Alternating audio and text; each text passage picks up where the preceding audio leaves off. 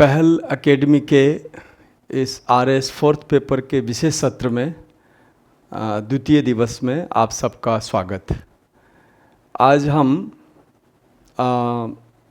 जो लेने जा रहे हैं वो वर्णों का परिचय का दूसरा अंग है, जो है आपका व्यंजन परिचय। और यदि कोई आज का ही पाठ ले रहा हो, कल वाला नहीं पढ़ा हो, तब भी कोई चिंता की बात नहीं है। कल जो मैंने बात की थी वो इसके ऊपर लिखा हुआ है, ये आपको सबको पता है इसके बारे में। ये हमारे ऊपर के स्वर हैं। आज जो हम लेने जा रहे हैं, हमने कल इसी पे चर्चा की थी और कुछ बातें जो उपयोगी थी वो की थी मैंने। जहाँ तक तथ्यात्मक सूचना की बात है वो इसके अतिरिक्त कुछ भी नहीं है। तो देखिए, आज के पाठ के शीर्षक जो है हमारे हैं, उसमें मैं लूँगा सबसे पहले क में होगा व्यंजन परिचय। कितने व्यंजन होते हैं, क्या होता है, ये व्यंजन शब्द हम ऐसे लिखेंगे। आप चाहें तो व्यंजन शब्द को ऐसे भी लिख सकते हैं, ये भी मानक है, शुद्ध है ना, लेकिन ज़्यादा पहले वाला ज़्यादा सही है। तो एक तो हम व्यंजन की प्रस्तुति करेंगे, व्यंजन परिचय लेंगे कि व्यंजन है क्या क्या, है ना। और वर्णमाला में कुल स्वर और व्यंजन होते हैं, तो स्वर ऊपर है, व्यंजन ये रहा, है ना। और ख के अंतर्गत हम आपको बताएंगे कि कैसे व्यंजन और स्वर आपस में मिलते हैं। ये हमारा आज का क्या है, शीर्षक है। व्यंजन धन स्वर कैसे मिलते हैं वो हमें देखना है। और हमारा जो तीसरी बिंदु है, वो तीसरा बिंदु इस तरह से है कि हम व्यंजन को व्यंजन से ही कैसे जोड़ा करते हैं, जिससे संयुक्त संयुक्त व्यंजन कहते हैं। व्यंजन धन व्यंजन, व्यंजन धन व्यंजन, ये व्यंजन व्यंजन आपस में कैसे मिलते हैं, ये भी अपने आप में बहुत ही रोचक विषय है हिंदी भाषा का। व्यंजन व्यंजन आपस में मिलते हैं, जैसा कि आपको पता है अंग्रेजी के ABCD एक दूसरे पर नहीं चढ़ते, एक दूसरे से मिलते नहीं हैं, अपने अक्षर को बदलते नहीं हैं। लेकिन हिंदी की प्रकृति ऐसी है कि वो एक दूसरे से ऐसा मिल जाते हैं कि दिखते भी नहीं हैं, एक दूसरे से ऐसा मिल जाते हैं उसका स्वरूप भी बदल देते हैं, एक दूसरे से ऐसा मिल जाते हैं उसका उच्चारण बदल जाता है, एक दूसरे से ऐसा मिल जाते हैं दोनों वर्ण कि अपने आप में बहुत ज़्यादा भ्रांति की स्थिति बन जाती है यदि ठीक से नहीं समझा हो तो व्यंजन व्यंजन आपस में मिलते हैं। इस तरह से आप देखेंगे व्यंजन व्यंजन का मिलन, व्यंजन स्वर का मिलन, व्यंजन स्वयं अपने आप में व्यंजन का परिचय। और जो घ है वो है हमारा आज का संयुक्त व्यंजन। व्यंजन व्यंजन संयुक्त व्यंजन हो गया। वर्णच्छेद हमारा है चौथा जो है ना, वो है वर्णच्छेद। अब संधि विच्छेद आपका टॉपिक है। संधि विच्छेद आप तब बढ़िया से समझ पाएंगे जब आपको वर्णच्छेद करना आएगा। शब्दों को शुद्ध रूप से आप तब लिख पाएंगे जब आप वर्णच्छेद जानेंगे। तो इस तरह से ये सारे जो चार हमारे आज की बिंदु हैं, हमारे जो शीर्षक हैं पाठ के क ख ग घ, इस पे हम आज चर्चा करने जा रहे हैं। संक्षेप में मैं यही बता दूं आपको, ये जो व्यंजन परिचय की जहाँ तक बात है, इसमें 33 व्यंजन आते हैं और 2 जो है आगत व्यंजन आते हैं, एक अनुस्वार आता है और एक विसर्ग आता है, ये अर्ध व्यंजन है। तो इस तरह से हम इनकी चर्चा करेंगे। व्यंजन में क्या क्या आ गया, 33 व्यंजन, क ख ग घ ङ। उच्चारण के बारे में हम विशेष तरह से आपको सचेत करेंगे। क ख ग घ ङ, च छ ज झ ञ, ट ठ ड ढ ण वगैरह जो सबको हम खोल के अभी बताएंगे। तो वो हो गए आपके 33। 2 माने जाते हैं आगत व्यंजन, वो हैं सड़क वाला ड़ और पढ़ाई वाला ढ़, जिसमें बिंदी लगा करती है। तो ये 2 हो गए। अनुस्वार और विसर्ग ये जो है, ये वास्तव में व्यंजन का ही छोटा भाई है। हालांकि ये पूरा वर्ण नहीं है, लेकिन ये ध्वनि है। तो ध्वनि जो है ना, व्यंजन ध्वनियाँ जो हैं इतनी सारी हैं। और व्यंजन स्वर कैसे मिलता है तो आपको पता है। देखिए, जैसे मैंने लिखा कमला, तो क में अ मिला, तो ये दोनों मिलके बन गया क। और म में अ मिलाया तो बना म पूरा। और यदि लौ में आपने आ मिला दिया तो क्या बन गया, ये ला। इसको कहते हैं व्यंजन स्वर का मिलन। संक्षेप में देखो, इसका प्रैक्टिस, इसका अभ्यास आगे बढ़िया से करना है, क्योंकि संधि में जब तक हम इसे ठीक से नहीं जानेंगे हम जाके अटक जाएंगे संधियों में। तो ये हो गया सामान्य परिचय कि हम व्यंजन स्वर को कैसे मिलाते हैं। तो इस तरह से व्यंजन स्वर मिलता है तो पूरा बनता है, म अ से मिलता है तो म पूरा बनता है, ल आ से मिलता है तो ला आता है इसके पीछे। और व्यंजन व्यंजन क्या होता है, देखिए व्यंजन व्यंजन जैसे आप देखेंगे यहाँ पे क है, फिर यहाँ षटकोण का स है, इन दोनों को मिलाते हो आप तो ये क्ष बन जाता है। आप देखा, ये आपका क्ष बन गया। तो ये जो क्ष बनने की जो प्रवृत्ति है, क्ष बनने की जो प्रवृत्ति, इसको कहते हैं हम व्यंजन व्यंजन मिलन, क्योंकि क अधूरा है, श पूरा है, इसलिए क्ष ऐसा हो गया। ऐसे पूरा जो व्यंजन व्यंजन मिलन की पूरी पद्धति है उस पे हम आज आपको परिचय कराएंगे। वर्णच्छेद आ जाता है। अब जैसे वर्णच्छेद में हमारे पास शब्द है, राष्ट्र शब्द है ना, ये देखिए राष्ट्र शब्द है। अब राष्ट्र शब्द को जब तक आप ठीक से तोड़ नहीं पाएंगे तब तक प्रत्यय में तो आप कुछ भी नहीं कर सकते हैं। राष्ट्र को तोड़ना मतलब अक्षरों को तोड़ने को कहते हैं वर्णच्छेद। ये कैसे टूटेगा देखिए, इसको बताऊंगा मैं आगे चल के, लेकिन यहाँ एक उदाहरण दे रहा हूँ मैं। दिग्दर्शन, ये क्या है, आज के पाठ के शीर्षक का दिग्दर्शन कहते हैं इसको। दिग्दर्शन भूमिका है ये, इसके आधार पर हम इसका विस्तार करने जा रहे हैं। तो चलिए इसको खोल देता हूँ मैं, राष्ट्र को। इसको खोल के लिखने को ही हम कहते हैं वर्णच्छेद। तो र, आ, षटकोण का स, ट, र और अ। आप देख रहे हो राष्ट्र में क्या क्या आ रहा है, र, आ, श, ट, र। कैसे आ रहा है, क्यों आ रहा है, क्योंकि एक से तो काम चलेगा नहीं, ऐसे आपके 50 शब्द सीखने होंगे। तो इन सब का दिग्दर्शन यहाँ करा दिया मैंने। इन्हीं 4 बिंदु पर हम बढ़िया से बात करेंगे, बताएंगे। और ये 4 बिंदु व्यंजन के जरूर हैं, पर उन्होंने अपने अंदर स्वर को भी खींच लिया है। और स्वर यही है आपके सामने। स्वर के बारे में ज़्यादा आपको चिंतित नहीं होना है। जिसको अ, आ, ई, उ, ए, ऐ, ओ, औ याद है या ध्यान में है, वो स्वर का पाठ हो गया उसका। हाँ, स्वर में जो है अ मिलने, अ पर अनुस्वार मिलता है तो अ बनता है, अ से चंद्र बिंदु मिलता है तो अ बनता है, अ से विसर्ग जोड़ते हो तो अ बनता है, और ओ के बीच की ध्वनि को ओ कहते हैं, ये आगत ध्वनि है। तो ये चीज़ें जो हैं, ये 4 तथ्य आपको अलग से याद रखना है, ऐसे बनता है ये। ठीक है ना। तो आइए हम आगे बढ़ते हैं और आज हम व्यंजन के बारीकी को समझते हैं, ताकि हमारी संधि, हमारा प्रत्यय, हमारा उपसर्ग, हमारा जो आगे की शुद्ध हिंदी है, बढ़िया हिंदी, वो अच्छी तरह से हो सके। आइए आगे लेते हैं हम व्यंजनों को बारी बारी से लिख लेते हैं। स्वर हमारे ध्यान में है। हमारा जो व्यंजन है वो है क, दूसरा है ख, तीसरा है ग, चौथा है घ, पांचवा है ङ। यहाँ मैं रुकना चाहूँगा, ये क, ख, ग, घ, ङ है ना, क, ख, ग, घ, ङ। एक IAS का हमारा कैंडिडेट था, वो बेचारा फंस गया था, इंग्लिश मीडियम का था, वो फंस गया था इसके क, ख, ग, घ, ङ बोलने में इंटरव्यू में। तो आप भी नहीं फंसो, क्योंकि आप अच्छी हिंदी सीख लो। तो ये जो जो विवादास्पद हैं उसको मैं आज स्पष्ट कर देता हूँ।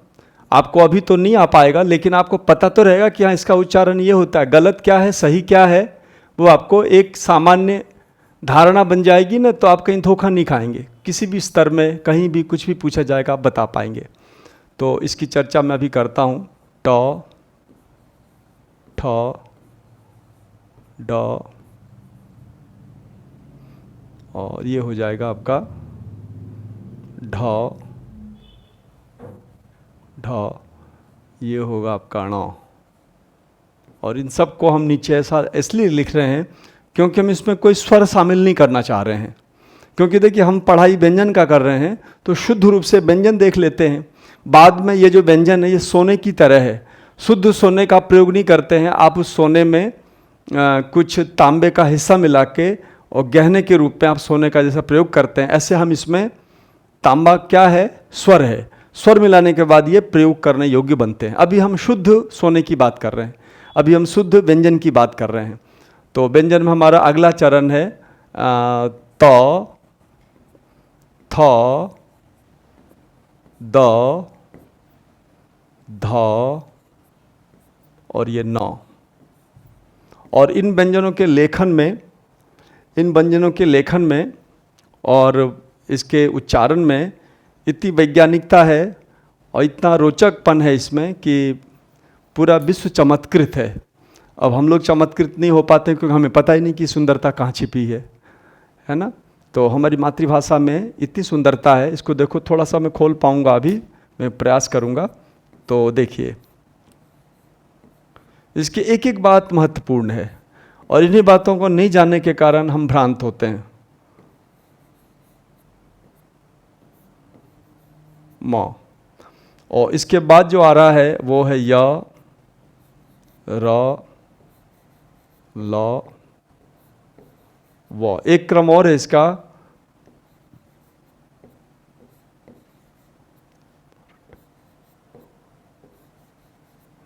है ना। एक क्रम और है जिसको मैंने यहाँ पे गोले में ठहराया। एक प्रश्न आया था आरपीएससी ने,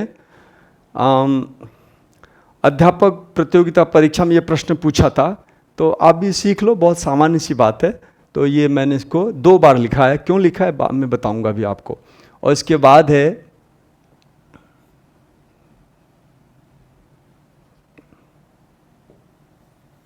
श, स, स और ह।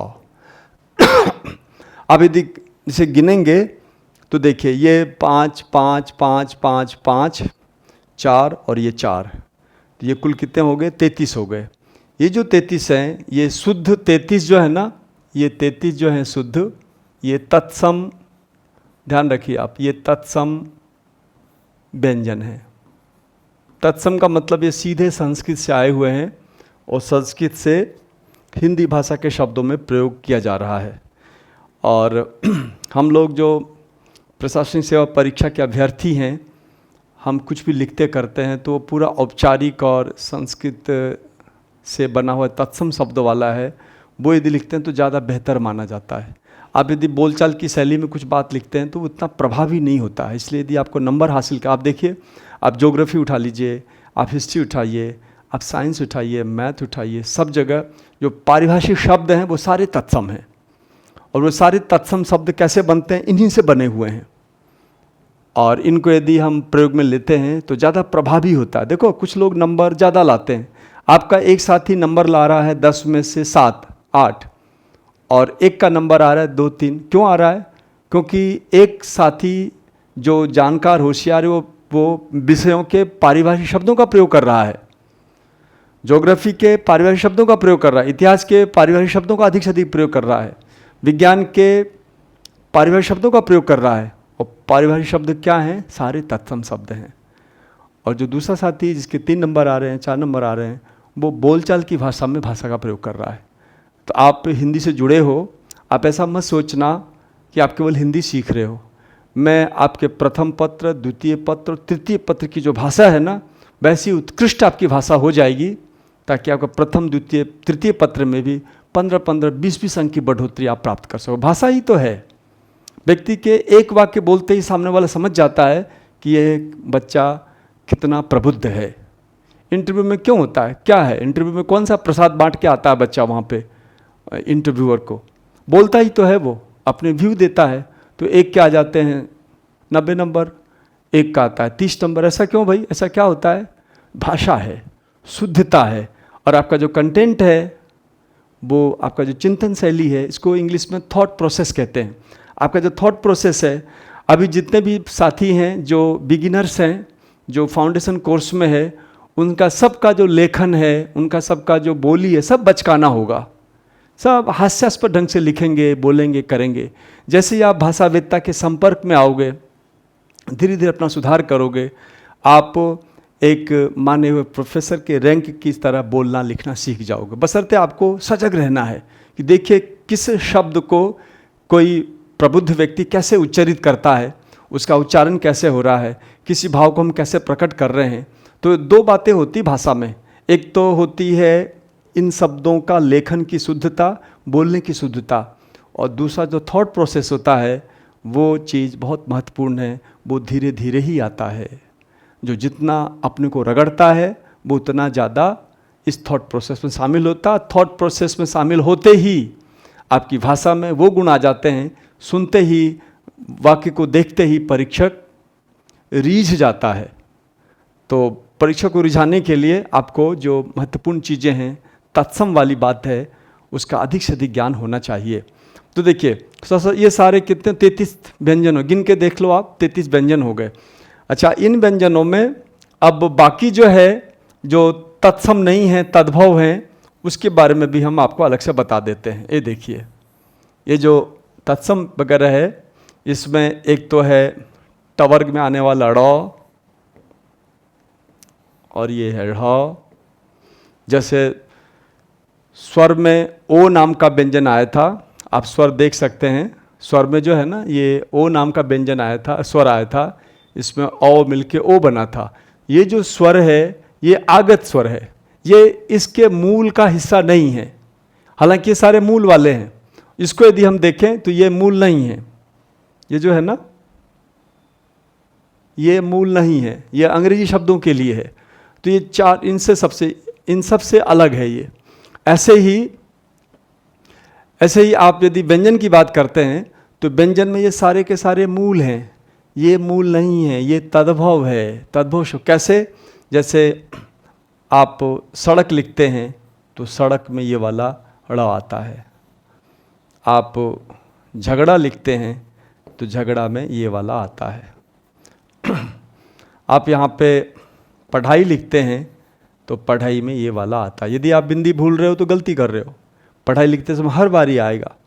आप बाढ़ लिखना चाहते, आजकल आसाम में बाढ़ की स्थिति बनी हुई है, तो बाढ़ लिखना चाहते हैं तो बाढ़ ऐसा आएगा।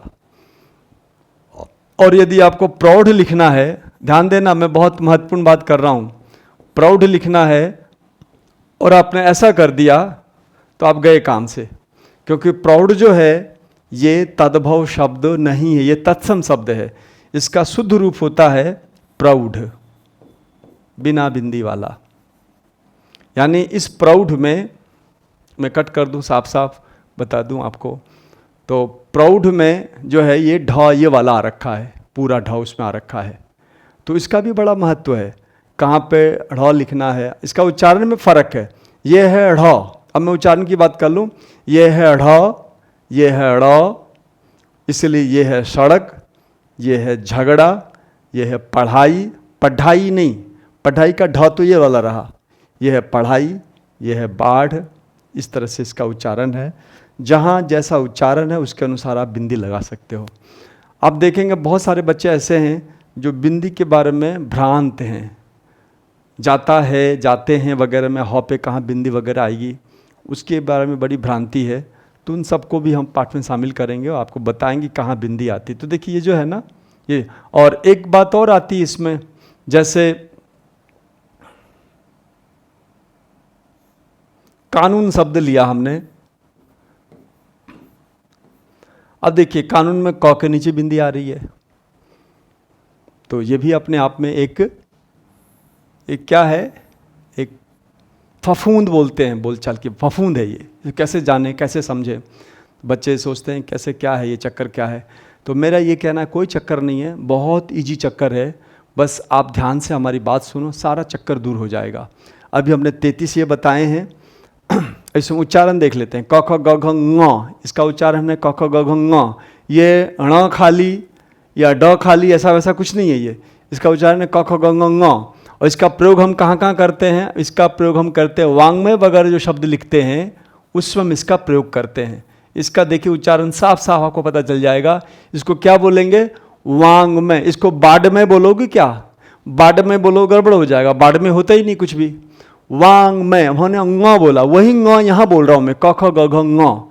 स्कूलों में गलती से क क ग ङ खाली, च च ज झ ण खाली, पता नहीं कैसे कैसे सिखा देते हैं वो, तो उसमें नहीं जाना है। आपको नए सिरे से हिंदी भाषा के विशिष्ट चीज़ों को जानना है। तो देखिए क ख ग घ ङ, च छ ज झ ञ, ये क्या है, च छ ज झ ञ, च छ ज झ ञ। देखिए ञ में ङ में अंतर है, वो है ङ, ये है ञ। इसका प्रयोग कहाँ पे होता है, तो देखिए इसका प्रयोग जो है, इसका प्रयोग हम करेंगे मंजू शब्द में, मंजुल शब्द में। मंजू, मंजुल का मतलब होता है सुंदर। देखिए यों का प्रयोग हो रहा है। हालांकि इस यों को हम अनुस्वार के रूप में भी प्रयोग कर सकते हैं, मंजू ऐसा भी लिख सकते हैं, लेकिन ऐसा भी हम गलत नहीं कह सकते, ये भी सही है। वांग्मय में बिंदी का चॉइस नहीं है, ध्यान रखिएगा। वांग्मय में आपको अंग लिखना ही लिखना है। तो ङ खाली क्या हुआ, ङ से जब शब्द बन रहे हैं तो खाली कैसे हो गया, इसलिए ङ खाली अड़ा खाली कहना बहुत ही गलत बात है। वो आधी अधूरी हिंदी है और गलत हिंदी है। तो देखिए मंजू का ये हो गया। इसके बाद तो आपको पता है, इसके बाद तो आप बोलते हैं ट ठ ड ढ ण त थ द ध न। तो अच्छा, अंग्रेजी में क्या होता है, देखिए इन चारों के लिए अंग्रेजों के पास कोई अक्षर ही नहीं है, पता है। इन चारों के लिए अंग्रेज क्या लिखते हैं पता है, वो एन लिखते हैं। ये हाल है उनका, वो एन लिखते हैं। हमारे पास चार अलग अलग उच्चारण है और चारों के लिए उनके पास एक ही अक्षर है, वो है एन। तो ये भी ध्यान रखना है जब हम कोई ट्रांसक्रिप्शन लिखेंगे, कई बार आवश्यकता पड़ती है ट्रांसक्रिप्शन लिखने की, तब हम इसे ध्यान रखेंगे। तो ठीक है, इस तरह से क ख ग घ ङ च छ ज झ ञ ट ठ ड ढ ण त थ द ध न प फ ब भ म य र ल व। ये जो आपके सारे शब्द हैं, इन सारे शब्दों को एक विशेष तरह का नाम दिया गया है। देखिए इन सभी शब्दों को, इनको कहा जाता है स्पर्श। इन 25 को क्या कहा जाता है, स्पर्श। ये 25 है, इसको स्पर्श कहा जाता है। इसी का नाम है वर्गीय वर्ण। वर्गीय वर्ण 25 हैं ये, इसका नाम है वर्गीय वर्ण। और यहां जो आप देख रहे हैं, आप अच्छा होगा जो बात मैं लिखा रहा हूं ना, आप लिखते चलो इनको। अब ये जैसे कानून लिखा मैंने, तो कानून वास्तव में कानून ये शुद्ध है, ठीक है, लेकिन इसके जो नुक्ते, इसको कहा जाता है नुक्ता, इसको हमने बिंदी कहा है। अब देखिए क पे जैसे हमने लिखा कंचन, तो कंचन के ऊपर जो है ना, इसको अनुस्वार कहते हैं, लेकिन कानून के नीचे जो है ना, इसको नुक्ता कहते हैं। क्या कहते हैं, नुक्ता, इसको हम नुक्ता कहते हैं।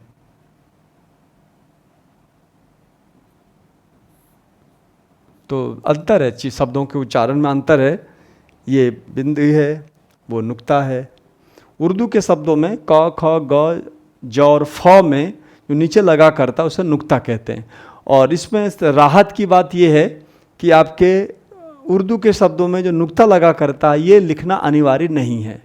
हिंदी निदेशालय का जो निर्देश है उसके तहत ये लिख दो तो अच्छी बात है, नहीं लिखो तो कोई बात नहीं। क्योंकि आप पता चला आप नुक्ता लगाने लग गए और गलती हो गई, तो क्या है कि वो प्रभाव उल्टा पड़ेगा। इसलिए एक नियम है, पता हो तो लिख दो, नहीं पता हो तो कोई नहीं, नुक्ता के चक्कर में नहीं पड़ना है। इसे नुक्ता कहा जाता है ना, इसको क्या कहते हैं हम, इसे हम नुक्ता कहते हैं। ठीक है ना। तो अब देखिए, इसमें हमने इसकी बात कर ली। यहाँ जो मैंने कानून की बात की, इसकी फिर एक बार और हम बात करेंगे, लेकिन यहाँ सबसे पहले मुख्य बात पे ध्यान दीजिए। इसका नाम 5 अक्षरों का नाम है कवर्ग। और जाहिर है इस पहले वाले चौ के नाम से इसका नाम क्या हो सकता है, चवर्ग। और ट के नाम से इसका पूरे का 5 का नाम हो जाएगा टवर्ग। ये आपको ध्यान रखना है। और जो आपका ये है, इसमें आप देखें, इस वाले को हम कहते हैं तवर्ग, है ना। और प फ ब भ म को हम क्या कहेंगे, प फ ब भ म को कहा जाता है पवर्ग। तो आपने यहाँ अतिरिक्त जो है ना, इनसे अतिरिक्त आपने मैं इसको यहाँ लिख देता हूँ। इसके अतिरिक्त जो आपके पास वर्ण है, एक तो है ड़ और एक है ढ़, ये ध्यान रखना है। और बाकी जितने भी वर्ण हैं, ये हम इसको अलग इसलिए रख रहे हैं क्योंकि ये आगत स्वर है, आगत व्यंजन है। ये जो है ना, ये आगत व्यंजन है। ये तत्सम शब्दों के निर्माण में, संधि वगैरह में इसका प्रयोग नहीं होता है। बच्चे गलती से इसको इसमें घुसा देते हैं, जिसकी वजह से शब्द बिगड़ जाते हैं। प फ प फ म में आप देखेंगे इसको हम बोलेंगे पवर्ग। इसीलिए चूंकि ये वर्ग हैं इसलिए इसको वर्गीय वर्ण कहा गया है। संधि में जब मैं संधि सिखाऊंगा आपको तब मैं बोलूँगा वर्गीय वर्ण परे हो तो ऐसा होगा, स्वर परे हो तो ऐसा होगा, वर्गीय वर्ण का पंचम अक्षर हो तो ऐसा होगा। अब जब तक इसको बढ़िया से रट्टा नहीं मार लोगे तब तक संधि के सपने छोड़ देना आप, संधि समझ में नहीं आएगी आपको बढ़िया से याद करना है। अच्छा, ये क ख ग घ ङ। अब इसमें देखिए आपका जो ये है ना, ये पहला अक्षर है, ये दूसरा है, ये तीसरा है, ये चौथा है, ये पांचवा है। पहला, पहला, दूसरा, तीसरा, चौथा, पांचवा। पहला, दूसरा, तीसरा, चौथा, पांचवा। पहला, दूसरा, तीसरा, चौथा, पांचवा। पहला, दूसरा, तीसरा, चौथा, पांचवा। इसके पीछे बड़ा रहस्य है, ये ध्यान रखना। अब ये पहला, दूसरा, तीसरा, चौथा, पांचवा इसमें नहीं आएगा, इसकी चर्चा मैं करूंगा, अभी इसमें नहीं आएगा। इसी में पहला, दूसरा, तीसरा, चौथे का कंसेप्ट चलता है। तो संधि नियमों में पहला, दूसरा, तीसरा, एक तो ये देखो। अब इसमें हम एक रेखा खींचते हैं, इस रेखा को कहते हैं क्षैतिज रेखा। देखिए मैंने लिख दी क्षैतिज रेखा। ये देखिए हम सब अक्षरों के नीचे क्षैतिज रेखा खींच रहे हैं। क्षैतिज रेखा हमने खींच दी, जिसे अंग्रेजी में कहते हैं हॉरिजॉन्टल लाइन। ये हमने क्षैतिज रेखा खींच दी साहब, देखो। तो इसका मतलब ये हुआ क्षैतिज क्रम में जो वर्ण हैं हिंदी के वो वर्ग कहलाते हैं, है ना, क्षैतिज रेखा। अब चलिए मैं एक लंबवत रेखा भी खींच देता हूँ। देखिए तो लंबवत रेखा ये रहा, लंबवत रेखा 1, लंबवत रेखा 2, लंबवत रेखा 3, लंबवत रेखा 4। इस तरह से हमने लंबवत रेखा खींच दी। तो लंबवत रेखा जब खींचते हो तो हम ऐसा कहते हैं वर्ग का प्रथम वर्ण क च ट त प। ये तैयार रखना है, इसलिए मैं आपको जोड़ के देखिए कह रहा हूँ मैं, क च ट त प। फिर आप देखिए वर्गों का द्वितीय वर्ण कौन सा है, ख छ ठ थ फ। वर्गों के तृतीय वर्ण कौन से हैं, ग ज ड द ब। वर्गों का चतुर्थ कौन सा है, घ झ ढ ध भ। वर्गों का पंचम है ङ ञ ण न म। तो ये बढ़िया से एकदम मुखाग्र होना चाहिए। मुखाग्र का मतलब मुख के अग्र भाग में रहना चाहिए। तो इस तरह से ये हमारे वर्णों के नामकरण हैं। यार अल्लाह, ये जो है ना, इसके बारे में बता दूं मैं, इसको कहा जाता है यण। इसका एक और नाम है अंतस्थ। इसका एक और नाम है अंतस्थ। अब पाणिनि का जो सूत्र है ना उसमें, अच्छा ये सारी चीज़ें हमने ली हैं कहाँ से, हमने ली हैं इसको सबको पाणिनि के अष्टाध्यायी से, पाणिनि के माहेश्वर सूत्र से। इसमें इसको उतारने में हमसे गलती हो गई। शुरुआत में जब इसको उतारा जा रहा था, उतारने में गलती हो गई। देखिए पाणिनि का सूत्र है, देखिए मैं लिख देता हूँ, हा या वरट लण अयुण रिलरिक एवं अयो छह वरट। ये पांचवा और छठा, ये 5th और 6th सूत्र है माहेश्वर का। अब इसमें क्या है, अब देखिए ये क्रम देखिए तो य व र ल है, य व र ल, यानी ये जो क्रम है ना शुद्ध क्रम ये था, य व र ल, ये शुद्ध क्रम था। और गलती से हमने क्या कर दिया, य र ल व कर दिया, तो ये चलने लग गया। तो एक बार पूछा भी गया था कि भाई शुद्ध क्रम कौन सा है, तो शुद्ध क्रम इसको बताना था। ये टीचर ग्रेड वाले में आज इसमें राजस्थान सरकार के परीक्षा में प्रश्न पूछा गया था। तो शुद्ध क्रम ये है, हालांकि हमें इससे मतलब नहीं है, ये चारों छूटे नहीं यहाँ पर हैं अपने आप में, लेकिन हाँ क्रम की यदि बात की जाए तो संस्कृत वाले क्रम को उतारने में गलती हो गई, और गलती होने के कारण गलत रूप चल रहा है। अब हो सकता है भारत सरकार के ध्यान आ जाए तो इसको ठीक करके य व र ल कर देंगे वो, तो वो अलग बात है। लेकिन आपको ध्यान रखना है जो चल रहा है वो क्रम ये है, और जो शुद्ध क्रम वो ये है, आपको ध्यान रखना। इसी को यण कहते हैं, इसी को अंतस कहते हैं। मुझे इतनी सूचना देनी थी बस। अच्छा, इन सब का नाम संक्षेप में है सल, ठीक है ना। इसी को कहा जाता है ऊष्म वर्ण, ऊष्म वर्ण। इसको अंतस इसलिए कहते हैं क्योंकि ये स्वर और व्यंजन के बीच में आते हैं। यहाँ पे, यहाँ जो अपना पाणिनि का सूत्र है मैं समझा देता हूँ। देखिए आई उण रिलरिक ए ओंग आई औच हयवरट लण यमंगणनम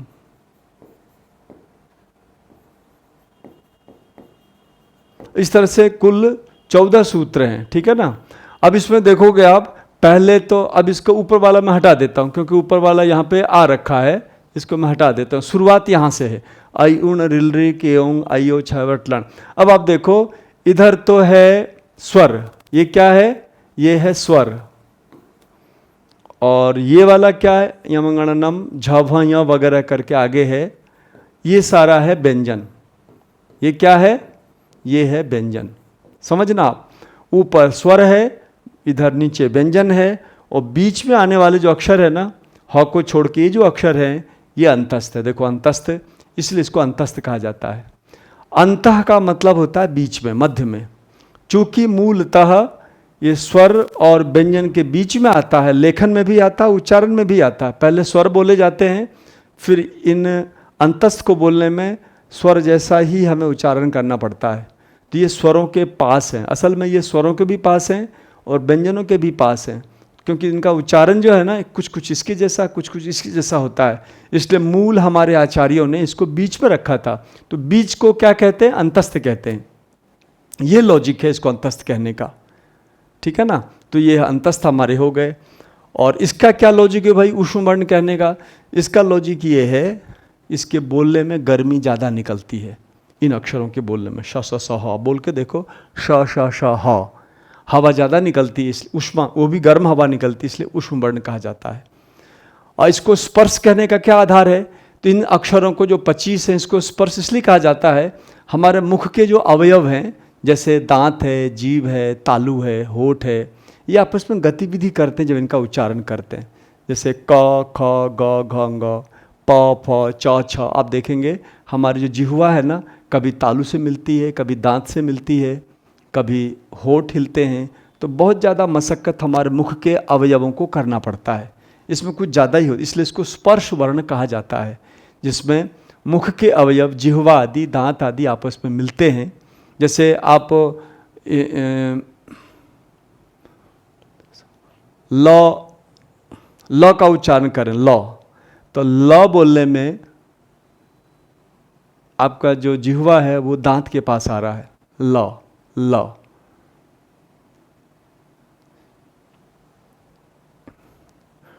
तो इस तरह से अलग अलग शब्द के उच्चारण, अलग इसकी विधा है, एक अलग इसका पाठ भी है, किस शब्द अक्षर का क्या उच्चारण होता है वो भी हम ले सकते हैं। लेकिन अभी हमको आपको ये जानना है, इसको कहा जाएगा वर्गीय वर्ण स्पर्श, इसे कहेंगे हम यण अंतस्थ, इसे कहेंगे हम शल ऊष्म वर्ण।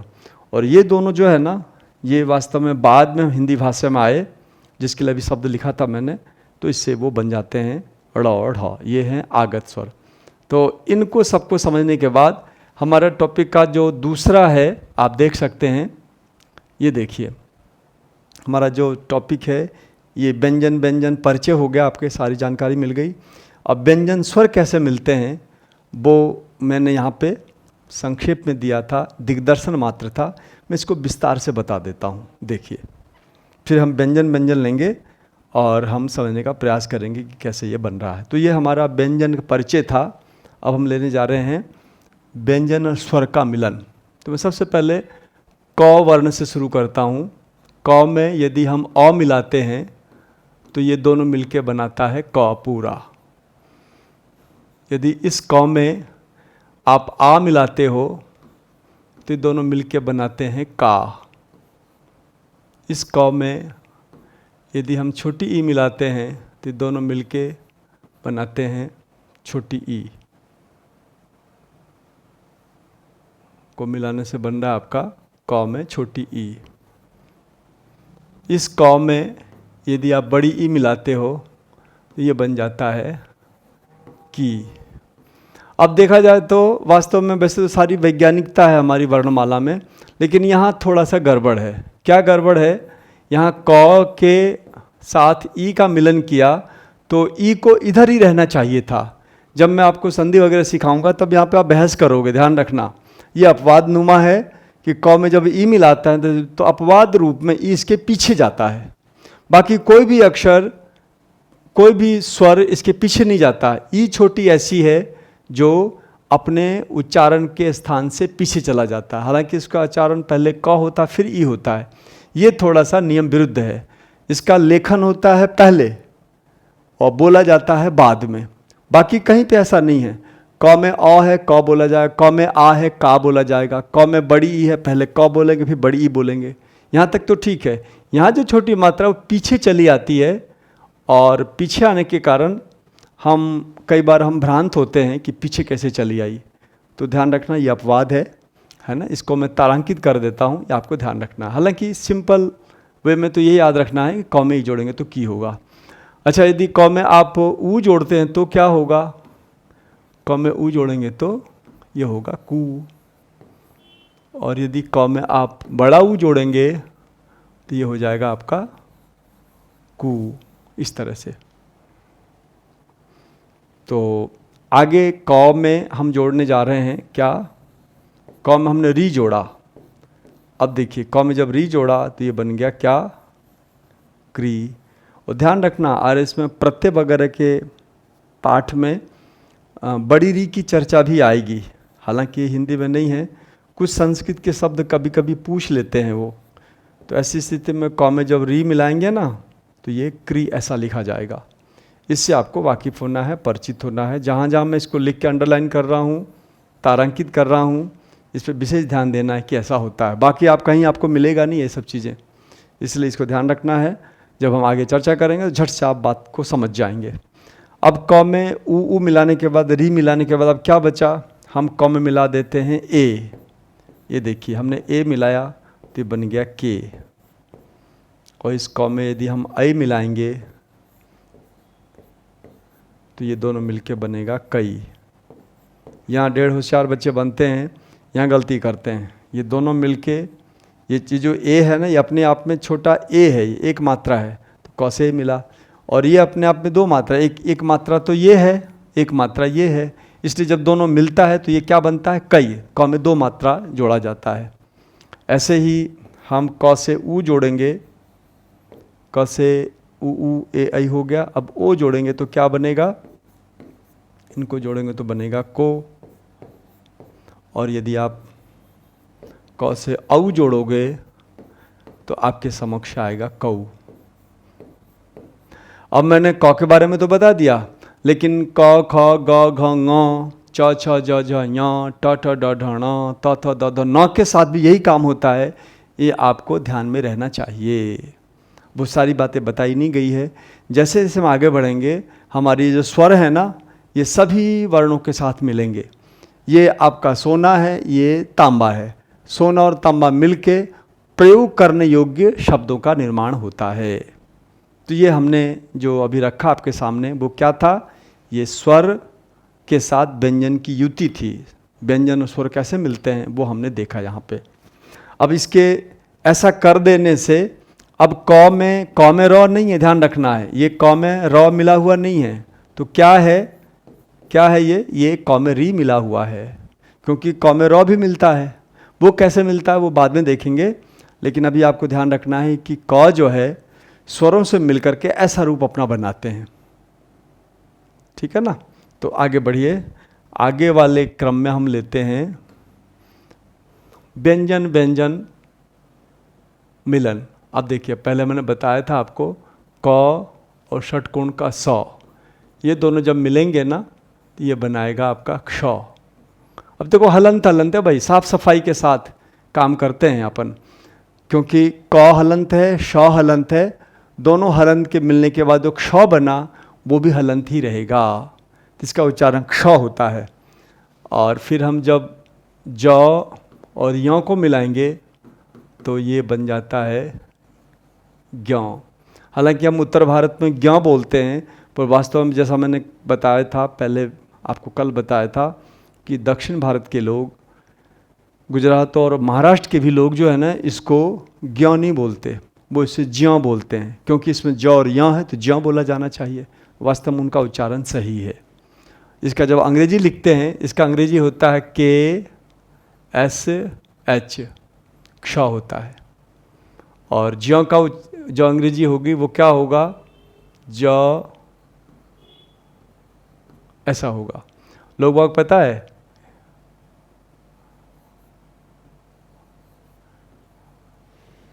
क्या ऐसा लिख देते हैं, ये बिल्कुल गलत है। क्या ऐसा होगा। अब वो भी यदि ये हर पूरा है तो, यदि आप अधूरा रखना चाहते हैं तो अधूरा रखते हैं तो ये ऐसा ही होगा बस। ये है सही नाम। अब देखने को JN है, लेकिन आप देखेंगे ज्ञानपीठ पुरस्कार वगैरह जो लिखा रहता है ना, वो ठीक इसी तरह से लिखा रहता है। ज्ञानपीठ पुरस्कार वगैरह में JN लिखा रहता है, इस तरह से नहीं लिखा जाता है। इसलिए देखो आप जो है ना, आप या हम लोग जो हैं अभी पूरे समूह में विशिष्ट प्रकार के व्यक्तियों में शामिल होने जा रहे हैं। ये जो बातें हैं गलत सलत चीज़ें, ये सामान्य लोग इसका प्रयोग क्या करते हैं। आपको विशिष्ट बनना है, आपको उस हिंदी के प्रोफेसर की निगाह में चमकना है, नंबर पूरे हासिल करने हैं, विशिष्ट तो बनना ही पड़ेगा। लाखों करोड़ लोगों में, अब हजारों में आप शामिल होने जा रहे हो, तो आपकी भाषा भी वैसी होनी चाहिए। तो इसलिए ज या मिल के ज बनता है, इंग्लिश में ज नहीं होता है, गलत होता है ये। तो तीसरा देखिए, त और र जब मिला करता है तो तौर के मिलने से ये त्र बनता है। ये त्र आपको कई जगह ऐसा भी दिखाई दे सकता है, तो ये भी सही है, ये भी सही है ना, ये त्र। लेकिन दोनों हलंत हैं तो हम इसको हलंत कर देंगे। इसी तरह से आप देखें, विद्यालय का द्य है और य है, ये दोनों मिलके क्या बनाएंगे, ये दोनों मिलके एक तो बनाएंगे ऐसा, और या फिर बनेगा ऐसा। दिया दोनों हलंत लिख दिया मैंने। इसी तरह से द और व मिल कर के क्या बनेगा, द और व मिल के द्व बनेगा, या फिर द्व बनेगा। ये आपको ध्यान रखना है। अब आगे देखिए, श और र जब मिलाते हैं, दोनों हलंत रहते हैं, तो श और र मिल के बन जाता है आपका श्र। यह हलंत रह गया। लेकिन जब आप सौ के साथ मिलाओगे, सौ र के साथ, तो ये बनेगा सौ। लिख दिया पूरा। ध्यान दीजिए, ये हमने सौ र को मिलाने का प्रयास किया। सौ र मिला तो पहले 100 लिखा हमने, 100 लिखने के बाद हमने र को यहाँ डाल दिया। चूँकि दोनों हलंत हैं, हलंत को हमने यहाँ कर दिया, ये स्र हो गया। इसको कैसे बोलेंगे हम, स्र, बस स्र है ये, है ना। लेकिन जब आप स, त, र ये जब मिलाते हो, तो ये दोनों मिलके, तीनों मिलके बनेगा स, त्र, ये बनेगा। आप देख रहे हो, स र मिलके स्र बनता है और स त र मिलके स्त्र बनता है। दोनों में बहुत अंतर है। हम गलती क्या करते हैं, इसको और इसको एक ही मानते हैं। जैसे आपसे कहा जाएगा कि भाई चलो 1000 का विलोम पर्याय लिखो, 1000 का पर्याय लिखो, क्या लिखेंगे, तो 1000 का पर्याय बच्चे पता है क्या लिखेंगे, बच्चे ऐसा लिखेंगे, 1000 का पर्याय साहब ये लिख दिया हमने सहस्त्र। ये वास्तव में सहस्त्र होता ही नहीं, गलत है ये। तो क्या होता है, 1000 का जो पर्याय होता है वो होता है सहस्त्र। ये देखिए, सौह लिख लिया। सौह लिखने के बाद हम ये वाला लिखने जा रहे हैं, ये वाला नहीं लिखने जा रहे हैं, हम ये वाला लिखने जा रहे हैं, तो हम लिखेंगे सहस्त्र। और जिस दिन आपने ये सीख लिया, जान लिया, समझ लो आप शुद्धता की तरफ बढ़ गए। सहस्त्र ऐसा होगा, वो वाला नहीं होगा। एक एक बात सीखने की आवश्यकता है। ये मैं किसकी बात कर रहा हूँ, ये बात चल रही है व्यंजन व्यंजन मिलन की, है ना। व्यंजन व्यंजन ऐसे मिलते हैं और ये संयुक्ताक्षर कहलाते हैं। एक चीज़ और याद दिला दूँ मैं, कई किताबों में कई जगहों पे 4 संयुक्त व्यंजन बताए गए हैं, तो वास्तव में वो गलत व्याख्या करके लोगों ने इसको लिया है। हिंदी में 4 संयुक्त व्यंजन नहीं होते, हिंदी में हजारों, उन लोगों को जो उनकी ज़िंदगी बीत गई वो 4 संयुक्त व्यंजन बोलते आ रहे हैं, उनको विशेष रूप से आपको सजग रहना चाहिए कि जितने भी हमारे जब 2 व्यंजन मिलते हैं वो संयुक्त व्यंजन होते हैं। और आपने देखा 15-20 तो हमने अभी भी मिला दिए। अभी आप कहोगे तो 100-200 और भी व्यंजन मिलके संयुक्त व्यंजन बनेंगे। तो 4 संयुक्त व्यंजन नहीं होते, हजारों संयुक्त व्यंजन होते हैं और हजारों ढंग से हम हिंदी भाषा में लिखते हैं। और इसके लिए बाकायदा पाणिनि का सूत्र बना हुआ है। इसके लिए जो है व्यंजन मिलके संयुक्त व्यंजन बनाते हैं, सूत्र बने हुए हैं, उसके हिसाब से ये हो रहे हैं। अब मैं एक नई बात की तरफ आपको ले जाना चाहता हूँ। देखिए, ये तो हो गया आपका, इसको आप नंबरिंग कर लीजिए, 1 2 3 4 5 6 7 8, है ना। अब हम लेते हैं, आगे ले रहे हैं 9 नंबर में। आप देखेंगे मैं खास तरह के अक्षरों को लूँगा। देखिए, छ लिया हमने, छ के साथ हमने र मिलाया, र पूरा है देखिए, यानी र भी है और अ भी है। इन तीनों को मिलाया तो हमारे पास एक बना छ, दूसरा र। अब अ को मैंने र से मिला दिया, छ र बना। इनको जब मिलाएंगे हम आपस में तो ये बनेगा ऐसा, छ्र बनेगा। ये आपको ध्यान रखना है।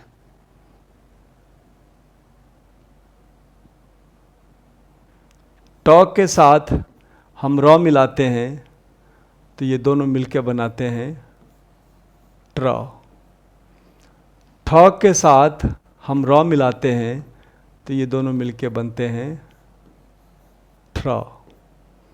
यही चीज़ ड के साथ जब हम करते हैं तो ये जो है ना, ये दोनों मिलके बनाते हैं क्या, ड्र। जब आप ढ के साथ इसको मिलाते हो तो ये दोनों मिलके बनाते हैं ड्र। और यदि आप द के साथ र को मिलाते हो तो दोनों मिलके बनाते हैं द्र। आप कहोगे सर ये तो बड़ा चक्कर की बात है, क्योंकि अभी अभी देखा था आपने, जब आप क के साथ र मिला रहे थे, मिला सकते हैं, क के साथ र मिलाते हैं तो पता है क्या होता है, तो ये क्र होता है। प के साथ र मिलाते हो आप तो ये प्र होता है। आई बात समझ में। लेकिन हम इनके साथ मिला रहे हैं तो ये ऐसा नहीं आ रहा। ऐसा क्यों है? वो असल में मैंने जानबूझ के इन सारे ऐसे अक्षरों को चुना है जिसका लिखने का ढंग अलग होता है। आप देखिए, मैं इसको समझाने के लिए वापस समझाते हैं वर्णों के ऊपर, ठीक है ना। आइए वर्णों पे आइए, ये देखिए, ध्यान देना मेरी बात पे।